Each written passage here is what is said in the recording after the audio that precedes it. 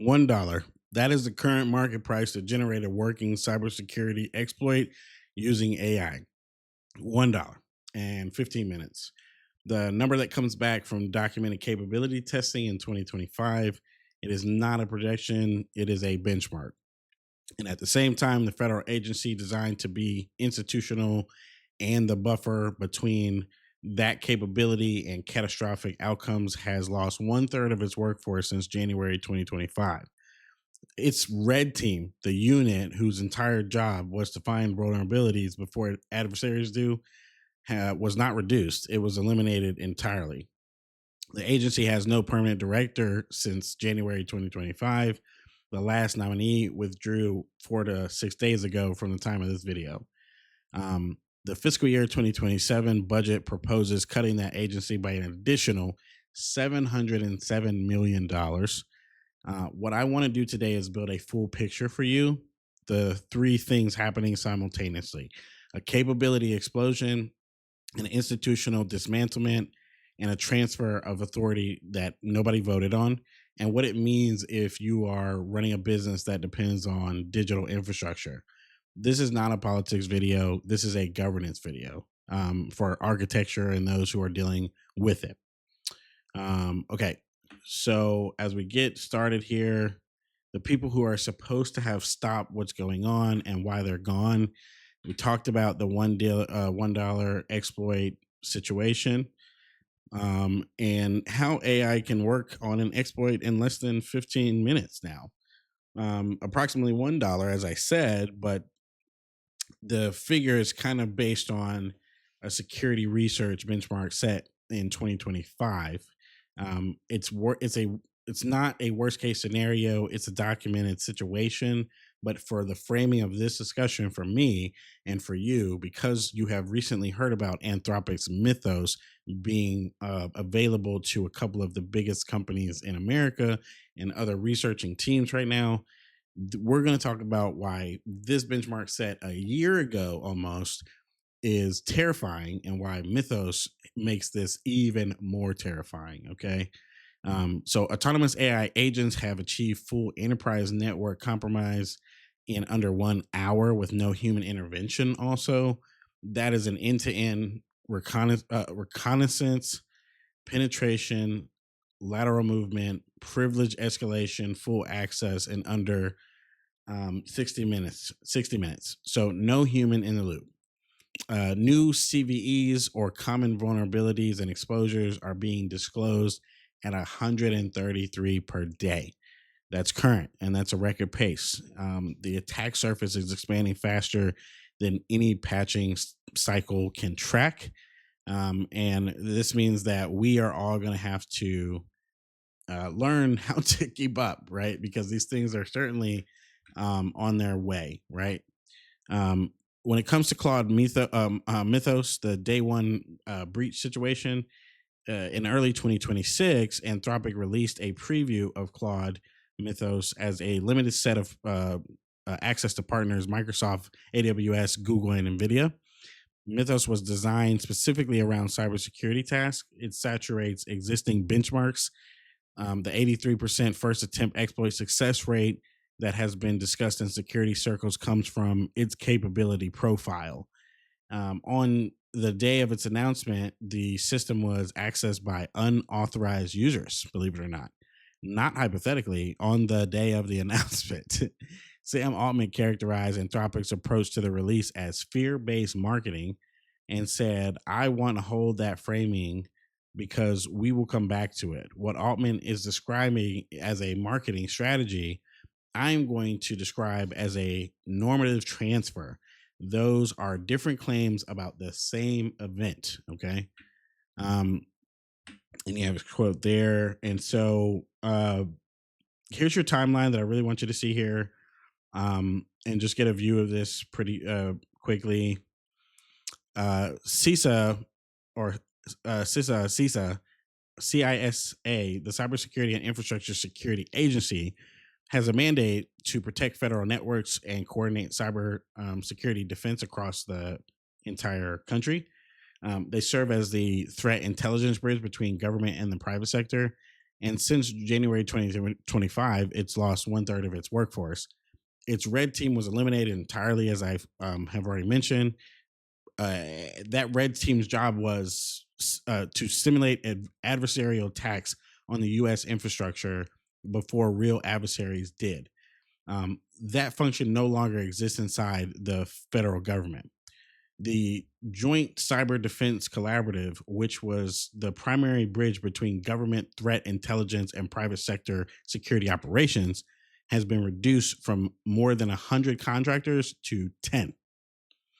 MSISAC, which provided the free 24/7 cybersecurity monitoring and response services to 19,000 local, state, tribal, and territorial entities across the country, lost its federal funding in October 2025. Cities, counties, school districts, water utilities, all of them lost that coverage. CISA has no permanent director and hasn't had one since January 2025. The nominee, who was eventually put forward this year, withdrew April 22nd, 4 days ago from the time I started working on this recording. The Cybersecurity Solarium Commission, which was established after 9/11 to develop the long-term national cyber strategy, issued its 2025 annual report. Only 35% of its recommendations are currently being implemented. That is down from 48%. It is the strategy regression since the original 2020 report. Implementation is going backwards. The fiscal year 2027 budget proposes cutting CISA by an additional $707 million. Salt Typhoon, a Chinese state-sponsored operation, was a confirmed breach of AT&T, Verizon, Lumen, Comcast, and Digital Reality. U.S. government communications confirmed compromised as of January 2026. Also mentioned that classified as a national defense crisis by the FBI and CISA in 2025 of this year. Senator Mark Warren has confirmed that CISA has ignored multiple congressional requests to release impact information.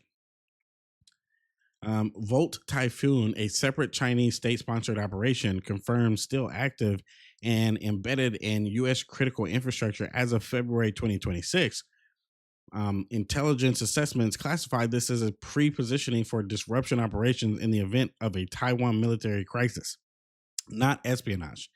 Disruption pre-positioning. Volt Typhoon maintained unauthorized access to the Massachusetts electricity utility for nearly a year before it was discovered. Iran itself, the entire global conflict, has proven an active disruption operations against U.S. water system operational technology, and has been confirmed by a joint advisory from CISA, the FBI, EPA, and NSA. Documented disruptions of programmable logic controllers and water and power system. This gap that is being created, I want to tell you two numbers that at the same time you really need to hold on to, which is that 133 new vulnerabilities disclosed per day, and 1/3 fewer people at the agency whose job it is to coordinate a response to those vulnerabilities. Those numbers are moving in the opposite direction. The threat surface is expanding. The institutional response capacity is contracting. The gap is not a talking point, right? It is a measurable, structurable condition. With that, I want to talk about the normative transfer that I addressed earlier. When the institution that defined authorized defense is gone, who defines the white hat? This is not a philosophical question. It is an architectural one. And the answer already has been given. We just have to absorb what that means, in my perspective. So the 2026 White House cybersecurity strategy explicitly states primary governance responsibility is now on the private sector. The same strategy grants what is called greater latitude for private sector offensive cyber operations. So read that twice, right? Or hear that twice. The federal government has, in a formal strategy document, transferred the authority to conduct offensive cybersecurity operations to private entities and granted them expanded permission to use that authority. Mythos limited defense release went to four companies: Microsoft, AWS, Google, and NVIDIA. Those are not neutral parties. Those are the same entities that operate the cloud infrastructure beneath the U.S. federal systems and hold active Department of Defense contracts. The institution that formally defined who constitutes a legitimate defender and authorizes them to act is headless, defunded, and structurally bypassed. The entities that receive the offensive capability, the same entities that operate the infrastructure being defunded or defended. I'm sorry. Go back to that Sam Altman quote that we talked about earlier, right? So, calling Anthropic's release approach fear-based marketing. Whether he is right or wrong about marketing as the characterization, what the statement represents structurally is a competitive situation, a competition between infrastructure owners over who holds the normative authority to define defense. The competition is happening in public between private companies with no public institutional referee. That is the transfer that we're discussing. Okay. What this means for enterprise leaders, business leaders, regular people, the federal frameworks reference NIST standards. NIST or NIST standards are maintained by federal agencies. Some of those agencies are being defunded. The EU AI Act Phase 2 takes effect August 2nd of 2026. It creates binding international obligations that the U.S. domestic governance cannot coherently align with right now because the U.S. domestic governance does not currently have a coherent institutional position. You are facing compliance obligations that reference frameworks maintained by institutions whose capacity to operate and enforce those frameworks has been systematically reduced. Annual governance cycles were built for threat evaluations and environments that moved at human speed. The threat environment now moves at machine speed. The governance structure and the threat cadence are no longer temporally compatible. That is not a metaphor, right? That is an architectural mismatch. The framework I am developing for this, as we have talked about this, is what organizations need to know. I want to be direct about what is coming in the longer research track on this topic. I am developing the three different frameworks that you do need to be aware of, and they're not final yet, but here's the shape of them that you certainly need to be aware of as a senior leader in IT or at a business or even as an American today. Right now, most organizations maintain four separate documents: business strategy, data strategy, AI strategy, and cybersecurity strategy, owned by separate functions, reviewed by separate cycles. That architecture assumes that those four domains can be managed independently. They cannot, in my argument today. An AI deployment decision is a cybersecurity decision. A data strategy decision is an AI governance decision. The separation has always had a convenience or a convenience friction. Not in the current environment. It is a structural liability. One integrated risk picture, one cross-functional body with operational authority, not advisory, not review function, operational authority, right?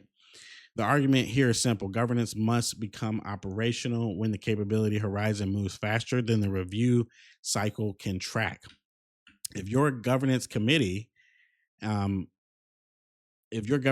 meets quarterly to review things, to review AI and cybersecurity posture and the threat environment that produces 133 vulnerabilities a day,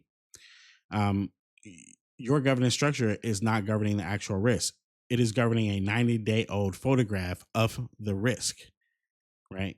So This is the formal criterion that I'm developing. Before you adopt any governance framework, ask one question: is this framework's review cadence architecturally compatible with the pace of the system it is supposed to be governing? If the answer is no, the framework is decorative. It provides the appearance of governance without the function. Map out your exposure to the institutions that are being defunded. Right? If your security operations depends on the MSIAC feeds, threat intelligence that used to flow through CISA or compliance frameworks maintained by agencies under budget, you need to know that and know how to deal with that now, not in your next annual review, right? Review your cybersecurity coverage for nation state exposure specifically. Most enterprise policies were not written with Volt Typhoon class pre-positioning in mind. Check whether your current policy and response retainer covers that threat class. Treat EU AI Act Phase 2 as an active deadline. August 2nd, 2026 is only 12 weeks away from the time of this video. If you have any EU exposure and have not mapped your obligations, that is the most time sensitive item on your list today. So in summary, I want to say a couple of things here for you to really retain what I'm talking about. The capability explosion is documented. Okay. $1, 15 minutes, a working exploit from 2025 before Mythos came out.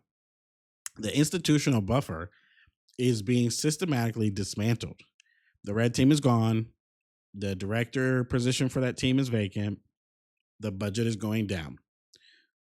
Authority over who defends defense has been transferred to the private sector and private entities without any public governance process. That transfer is in a formal strategy document, and it is in effect. Right? I want you to be clear about what I am not saying. I am not saying catastrophe is inevitable. I am not making a speculative prediction about AI destroying civilization. I am not doing a Doom creation content situation. What I'm saying is structurally simpler and more specific than that. The gap between catastrophe and outcome used to be managed by public institutions. Though those institutions no longer are functioning at the capability required to manage that gap. That is a present tense structural condition. It is falsifiable and it is documented. The question for every leader I talk to is not whether to be alarmed. It is whether your governance architecture is built for the environment that actually is. Most are not, right? And that is the work.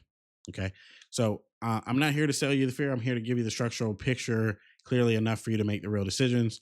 The full governance framework, including unified risk posture model and temporal compatibility criteria, will be available in the next refinery report as it comes out for the month and as the research develops. The link for all of that stuff is in the bio or in the description for this video. If you haven't checked out the Refinery Paradox, make sure you check out those videos. Drop a comment. Let me know where you're watching from and what you think of these concepts so far.